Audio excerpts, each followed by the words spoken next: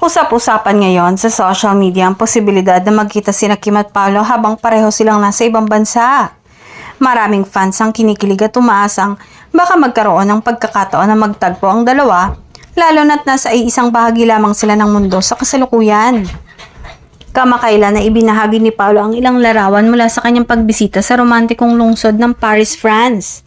Agad itong umani ng reaksyon mula sa netizens, lalo na sa mga tagahanga ng tambalang Kim Pao na mabilis na nagtanong kung may posibilidad bang sundan doon ng aktres ang aktor. Samantala, si Kim ay nasa ibang bansa rin para sa ilang personal na lakad at posibleng work commitments.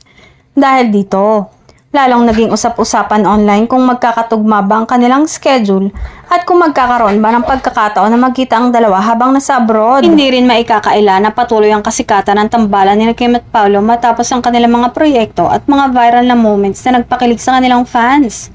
Kaya naman kahit simpleng travel updates lamang mula sa kanila ay agad na binibigyan ng kahulugan ng kanilang mga taga-suporta. May ilan pang netizens ang nagbibiro na baka raw magkaroon ng secret meetup sa Paris kung sakaling pareho silang malapit sa nasabing lugar. Para sa fans, kahit isang simpleng larawan lamang nilang magkasama sa ibang bansa ay sapat na upang magdulot ng kilig. Sa ngayon wala pang inilalabas na pahayag sina Kim at Paolo tungkol sa posibilidad na magkita sila sa abroad. Gayunpaman, nananatiling hopeful ang kanilang mga tagahanga na baka may mga susunod na araw ay ibahagi na nila ang kanilang update na magpapakilig lalo sa supporters ng Kim Pao.